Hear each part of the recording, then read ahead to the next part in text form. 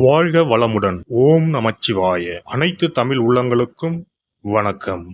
2025 ஆண்டு மார்ச் மாதம் நடைபெறவுள்ள சனி பெயர்ச்சியால் எந்தெந்த ராசிக்காரர்களுக்கு ஏழரை சனி, அஷ்டம சனி, கண்டக சனி, அர்த்தாஷ்டம சனி நடைபெறப் போகிறது. இதனால் மேசம் முதல் மீனம் வரை 12 ராசிகளுக்கு 2025 எப்படி இருக்கும் என்பதனை பற்றி விரிவாக காண்போம். நீண்ட நாட்களாக தனது கும்பராசியில் அமர்ந்திருந்த சனி பகவான் தற்போது கும்பராசியில் இருந்து வெளியேறி குரு பகவானின் ஆதிக்கத்தில் உள்ள மீனராசியில் பிரவேசிக்க உள்ளார். திருக்கணித பஞ்சாங்கத்தின்படி 2025 ஆண்டு மார்ச் மாதம் 29ஆம் தேதி இரவு 9:44 கும்பராசியில் உள்ள புரட்டாதி நட்சத்திரம் 3ஆம் பாதத்தில் இருந்து மீனராசியில் உள்ள புரட்டாதி நட்சத்திரம் 4ஆம் பாதத்திற்கு பெயர்ச்சியாக உள்ளார். முதலில் நாம் காண இருப்பது ஏழரை சனி. ஏழரை சனியை 2.5 ஆண்டு காலமாக பிரித்து சொல்லலாம். முதல் 2.5 வருடத்தை விரயசனி என்றும், அடுத்து வரக்கூடிய 2.5 வருடத்தை ஜென்மசனி என்றும், இறுதியாக வரக்கூடிய 2.5 வருடத்தை பாதச்சனி என்றும் அழைக்கின்றோம். கடந்த ஆண்டு 2023 இருந்து மகர ராசிக்கு பாதசனியும், கும்பராசிக்கு ஜென்மசனியும், மீனராசிக்கு விரயசனியும் நடைபெற்று வருகிறது. இனி வரக்கூடிய சனி பெயர்ச்சியால் மேச ராசிக்காரர்களுக்கு ஏழரை சனி ஆரம்பித்து அடுத்த 2.5 வருடம் விரயசனி நடைபெற உள்ளது. மீனராசிக்கு விரயசனி முடிந்து ஜென்மசனியும், கும்பராசிக்கு ஜென்மசனி முடிந்து பாதசனியும் நடைபெற உள்ளது. மகர ராசிக்காரர்கள் ஏழரை சனியில் இருந்து முழுமையாக விடுதலை அடைய உள்ளீர்கள். ராசிக்கு 4ஆம் இடத்திற்கு சனி பகவான் வரும் பொழுது நடைபெறுவது அர்த்தாஷ்டம சனியாகும். ராசிக்கு 7இல் சனி பகவான் வரும்போது நடைபெறுவது கண்டக சனியாகும். ராசிக்கு 8இல் சனி பகவான் வரும்போது அஷ்டம சனி நடைபெறும். வரும் சனி பெயர்ச்சியின் போது மகரம், கடகம், விருச்சிக ராசிக்காரர்கள் சனியின் பாதிப்பில் இருந்து விடுபட உள்ளீர்கள். மேச ராசிக்கு விரயச்சனியும், ரிஷப ராசிக்கு லாபச்சனியும், மிதுன ராசிக்கு கர்மச்சனியும், கடக ராசிக்கு பாக்கியச்சனியும் நடைபெறப் போகிறது. சிம்ம ராசிக்கு அஷ்டமச்சனி, கன்னி ராசிக்கு கண்டகச்சனி, துலாம் ராசிக்கு ரோகச்சனி, விருச்சிக ராசிக்கு பஞ்சமசனி, தனுசு ராசிக்கு அர்த்தாஷ்டம சனி, மகர ராசிக்கு சகாய சனி, கும்பராசிக்கு பாதசனி, மீன ராசிக்கு ஜென்மசனி நடைபெற உள்ளது. இனி இந்த பெயர்ச்சியால் உங்கள் ராசிக்கு உண்டாகும் சுபபலன் என்ன என்பதனையும், அசுபபலன் ஏற்படுமாயின் ராசிக்காரர்கள் செய்ய வேண்டிய பரிகாரம் என்ன, வழிபட வேண்டிய தெய்வம் யார் என்பதனை பற்றியும் விரிவாக காண்போம். நடைபெற போகும் இந்த சனி பெயர்ச்சியால் உங்கள் வாழ்வில் வளமும் நலமும் செல்வ செழிப்பும் பெற்று வாழ்வில் உயரிய நிலையை அடைய எல்லாம் வல்ல எம்பெருமானை வேண்டி விரும்பி கேட்டுக்கொள்கிறேன். மகர ராசி அன்பர்களே, ஏழரை சனி எந்தெந்த பிரச்சனைகளை கொடுக்க முடியுமோ அத்தனை கஷ்டங்களையும் கொடுத்திருக்கும். குறிப்பாக உத்திராடம், திருவோணம் நட்சத்திரக்காரர்கள் வாழ்க்கையில் சந்திக்காத அனைத்து பிரச்சனைகளையும் இந்த காலங்களில் சந்தித்திருப்பீர்கள். லீகல், இல்லீகல் என அனைத்து பிரச்சனைகளாலும் அவதிப்பட்டு வந்திருப்பீர்கள். கடன், நோய், வழக்குகள் என மொழி தெரியாத ஊரில் கூட பிரச்சனையால் பாதிக்கப்படும் சூழ்நிலை இருந்திருக்கும். எதிரி தொல்லை, சத்ரு தொல்லை, வம்பு வழக்கு போன்றவற்றால் அவதிப்பட்டு வந்திருப்பீர்கள். குரு பெயர்ச்சியால் கொஞ்சம் தப்பித்திருந்த இந்த ராசிக்காரர்களுக்கு வரும் ஆண்டு மகத்தான ஆண்டாக அமையும். பூரணமாக ஏழரை சனியில் இருந்து விடுபட போகிறீர்கள். 22.5 ஆண்டுகளுக்கு பிறகு இனி இவர்கள் வாழ்வில் யோகம்தான். தொட்ட காரியங்கள் அனைத்திலும் இனி வெற்றி கொடியை நாட்டுவீர்கள். எங்கே அவமானப்பட்டீர்களோ, எங்கே தொலைந்தீர்களோ அங்கே சாதித்து காட்டக்கூடிய காலம் உண்டாகும். விட்டதை பிடிக்கக்கூடிய காலகட்டம். பொது தளத்தில் அங்கீகரிக்கப்படுவீர்கள். சபையில் இவர்களுடைய குரல் இனி எடுபடும்.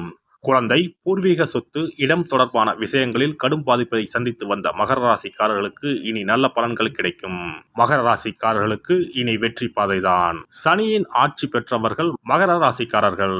ஏழரை சனி நடந்து வந்தாலும் பல்வேறு நன்மைகளையும் சனி பகவான் கட்டாயம் கொடுத்திருப்பார்.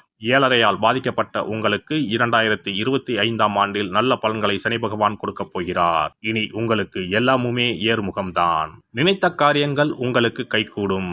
உங்களுடைய இலக்குகளை நோக்கி வேகமாக முன்னேறுவீர்கள். புதிய வீட்டுக்கு மாறும் யோகம் உண்டு. நீண்ட நாள் உங்களுக்கு வந்து சேர வேண்டிய பணம் வந்து சேரும். ஆரோக்கியத்தில் கவனமாக இருக்க வேண்டும். வங்கி கடன் தொடர்பான உதவிகள் கிடைக்கும். மனக்குறைகள், பாரங்கள் குறையும். மகத்தான ஆண்டாக இந்த ஆண்டு அமையப் போகிறது. குழந்தை தொடர்பான விஷயங்களில் ஏறுமுகம் உண்டாகும். 3ஆம் இடத்தில் இருக்கக்கூடிய சனி பகவான் 3ஆம் பார்வையாக வீட்டை பார்க்கிறார். இது புத்திரஸ்தானம். அதனால் குழந்தைகள் விஷயங்களில் கவனமாகவும் இருக்க வேண்டும். முதலீடு சம்பந்தப்பட்ட விஷயங்களில் கவனமாக ஈடுபட வேண்டும்.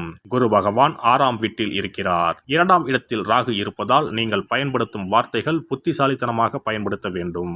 மகர ராசிக்காரர்கள் வைராக்கியமாகவும் தங்களுக்கு பிடித்த விஷயங்களில் பிடிவாதத்துடனும் செயல்பட்டு வருவீர்கள்.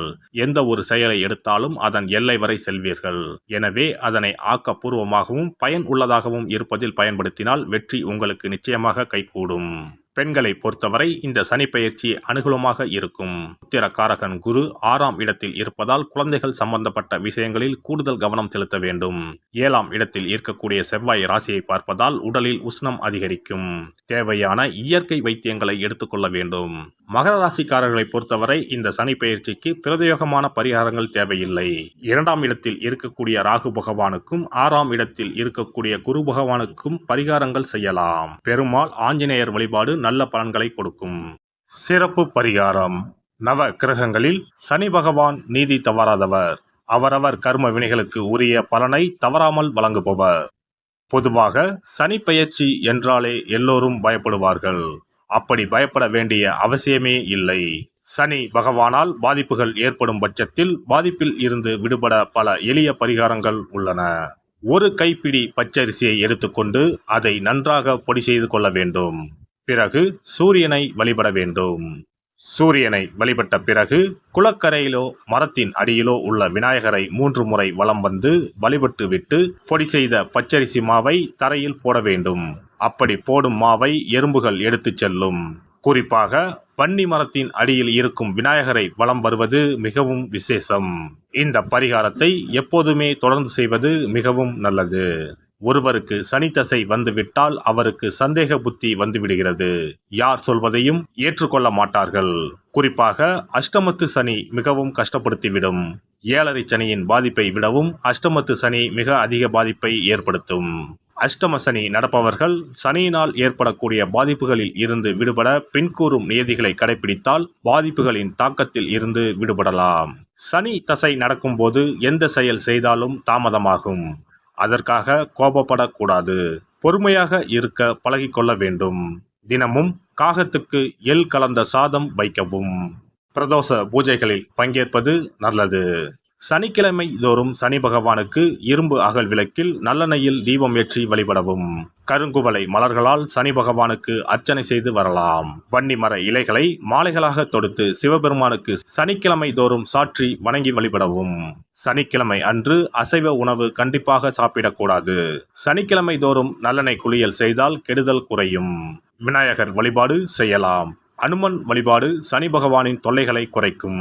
ஞாயிற்றுக்கிழமை மாலை ராகு கால வேளையில் கால பைரவரை வணங்கி வரலாம். தேய்பிறை அஷ்டமி நாளில் கால பைரவரை வணங்கி வருவது நன்மை தரும்.